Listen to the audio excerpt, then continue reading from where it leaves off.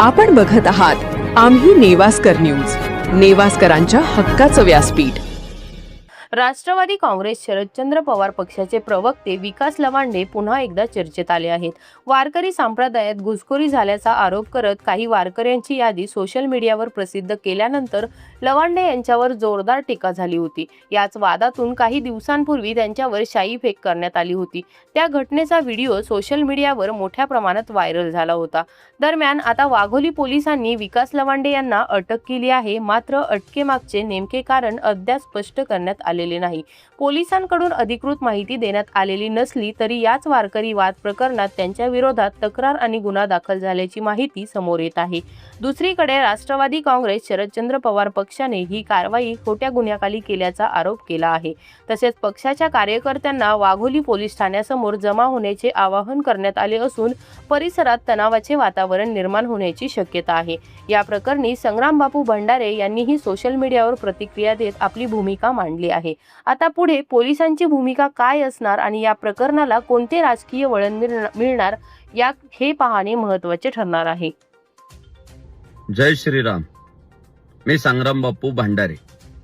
अखेर कायदेशीर मार्गाने सुद्धा लवांडेचं तोंड काळं करण्याचं काम आज वारकऱ्यांनी, हिंदू धर्मीयांनी केलंय असं म्हणता येईल। वारंवार कायद्यातील पळवाटा शोधत कारवाईपासून दूर राहत असलेला लवांडे आज कायद्याच्या चक्रामध्ये अडकलाय। माननीय न्यायालयानं त्याला जो अंतरिम जामीन दिला होता तो काल 20/5/2026 रोजी रद्द करण्यात आला व तत्काळ महाराष्ट्र पोलिसांनी लवांडे नामक नराधमाला अटक करण्याचं काम केलंय। मी महाराष्ट्र पोलिसांचे हार्दिक अभिनंदन करतो, त्यांचे आभार मानतो। हा महाराष्ट्र शूरवीरांचा आणि साधू संतांचा, त्यामुळे त्या शूरवीरांची, साधू संतांची परंपरा पुढे घेऊन जाणाऱ्या महनीय मंडळींबद्दल, जे जगमान्य आहेत, लोकमान्य आहेत, अशांबद्दल बोलताना प्रत्येकानं विचार हा केलाच पाहिजे।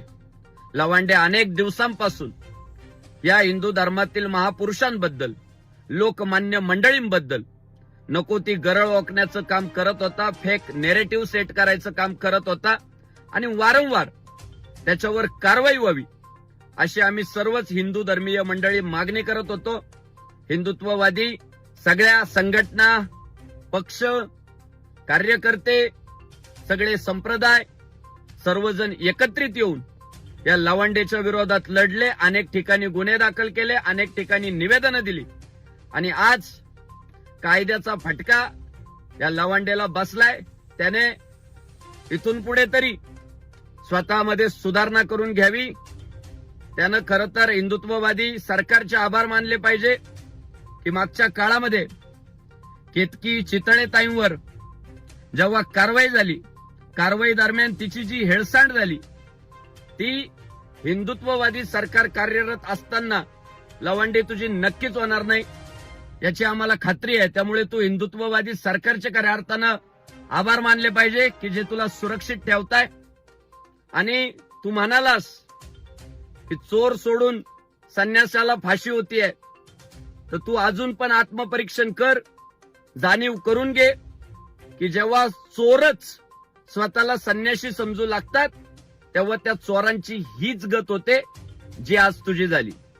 जय श्रीराम। अशाच नवनवीन व्हिडिओजच्या अपडेटसाठी आम्ही नेवास्कर न्यूजला सबस्क्राईब करून बेल आयकॉन दाबायला विसरू नका।